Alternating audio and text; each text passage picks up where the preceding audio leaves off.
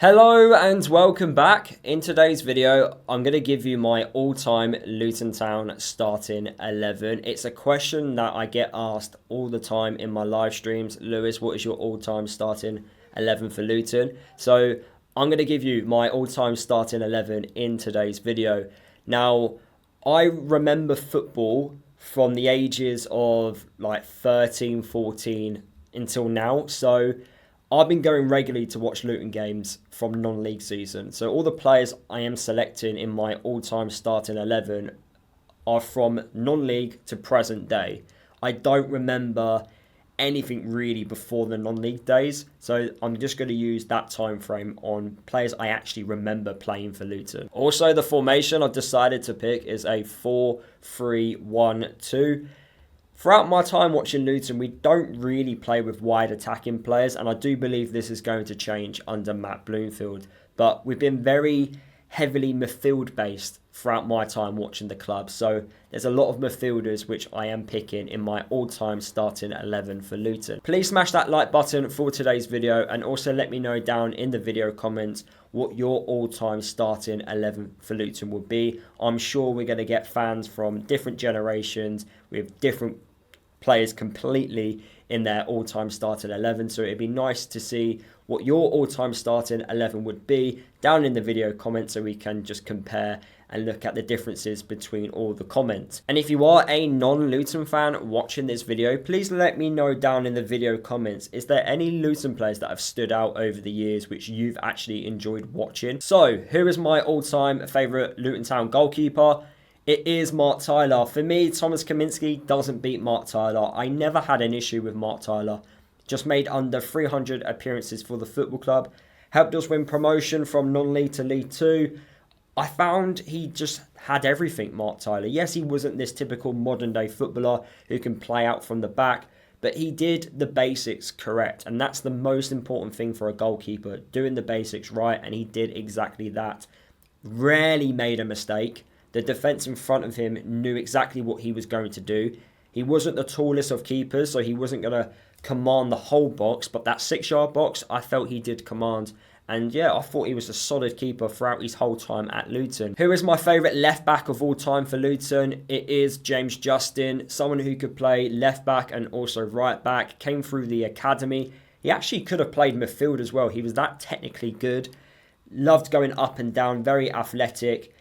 Deserved his move to Leicester after winning back-to-back promotions with us from League 2 and from League 1. And he could have gone on to bigger and better things. Unfortunately, he has suffered 2 major injuries in his career while playing for Leicester. But despite that, he won the FA Cup. He's played in Europe. He also played for England. So that's a lot to achieve.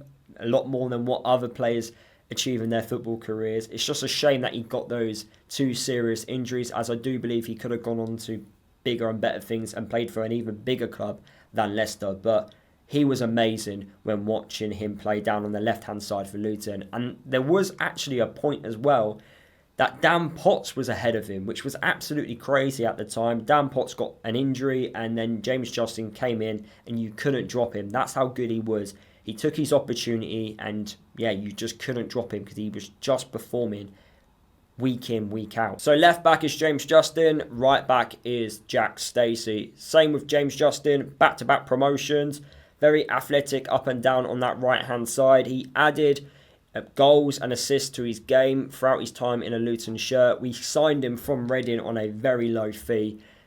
We got our money's worth and he got his deserved move to Bournemouth in the Premier League. His career hasn't gone quite to plan. I felt he should have kicked on while being at Bournemouth, but he also got a serious injury, so I don't know how much that had an impact to his career. But after Bournemouth, he left to go to Norwich, and yeah, he's now playing football in the Championship. I had a question mark recently about would I re-sign Jack Stacey at the football club.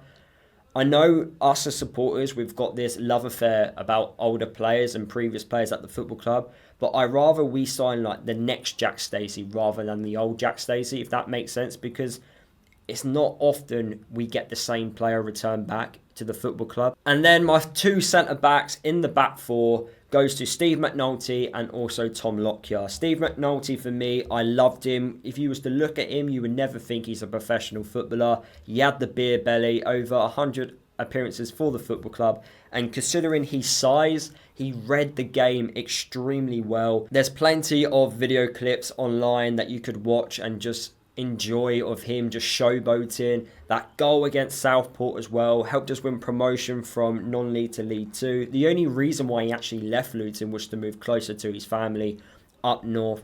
But yeah, overall, his performances for Luton were amazing. Steve McNulty, his experience and leadership from the back was so vital throughout his whole time at Luton. The same with Tom Lockyer.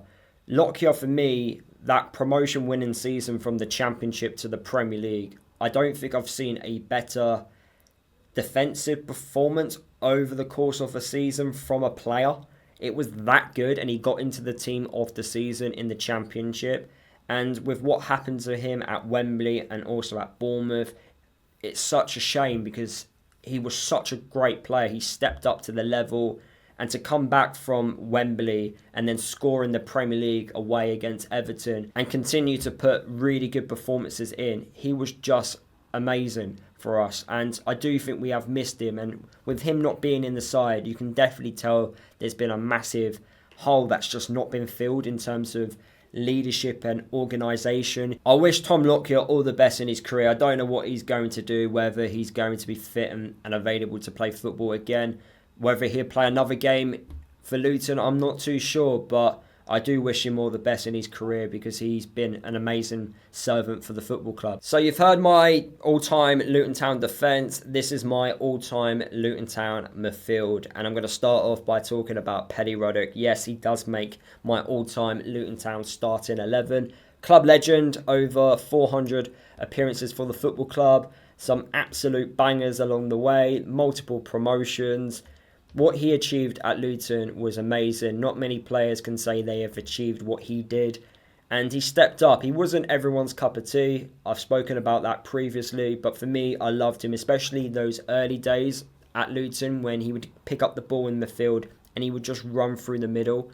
And teams used to have to wipe him out to get the ball off him. He was that strong on the ball, that athletic. Of course, his passing ability wasn't great, but he had his moments. And when he did have his moments, they were special. I love him as a player on and off the pitch. Everyone talks about his personality and what he was like in the dressing room, and I wish him all the best going forward at whatever club he goes next. Alongside Pelly in the midfield, I've picked two players that actually only played for one season for Luton, and that is Dewsbury Hall and Ross Barkley. Both midfielders were absolutely quality, and it's a real shame that I never actually got to see Dewsbury Hall play live. This was during the COVID year. I literally had to watch him on iFollow, but wow, what a player. And there's no surprise to see him achieve what he did at Leicester after us and be one of the best midfielders in the Championship and then get his deserved move to Chelsea. It was strange at the time, but he has that quality, the passing, the dribbling, the technical aspect of his game. He had everything. The same with Ross Barkley. He came to Luton to restart his career. What he did for us was just amazing. Just going past players, the quality, the movement. You can tell he is another level. And for me, Ross Barkley is the best player I've ever seen in a Luton shirt. And hopefully one day I'll see someone better than him, play for the shirt. It was that good of a season. If he had some help, another player around him, someone in defence, someone in attack that could be on the same wavelength as Ross Barkley, we definitely would have stayed up. But wow, we had a chance with him in the team. Without him, we had no chance. And finally, to complete my midfield, I've gone with Luke Berry in the 10 role in front of Dewsbury Hall, Ross Barkley and Pelly Ruddock. Again, similar to Pelly, the promotions from League 2 all the way to the Premier League, scoring in every division as well. I just love the fact that he was in the right place at the right time so often. He got that leg break in League 2, but he came back even stronger and even better. What a player he was. He gave 100%. Of course, we do miss him, and I do think he would have had an impact during our relegation season from the Championship to League One. But you're seeing what he's doing at Charlton. He's just a very good footballer. Someone that put in 100% in a Luton shirt. He never gave up. For a small man, he won a lot in the air. What a player Luke Berry was for us. So that is my midfield. And finally, my two strikers. I've gone with Danny Hilton and James Collins. Hilton in League Two was just amazing. In the 2 seasons in League Two, he scored 50 goals. Those 2 years were just amazing. We signed him on a free transfer from Oxford. He was just unstoppable. Even when we played against the likes of Newcastle, when he scored that goal, he was just on fire.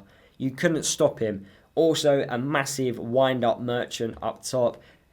I just loved watching Hilton play. Yes, he would frustrate you at times, but you would rather he play for you than against you. He was that type of striker, and I love those seasons in League Two. Of course, the higher up the football pyramid we went, it didn't quite work out for Hilton. He did get some injuries which impacted his career, but he did pop up every now and again with some goals. And yeah, what a player he was for Luton. And the same with Collins, very similar. Scored goals in League Two and in League One. The League One season was his best season.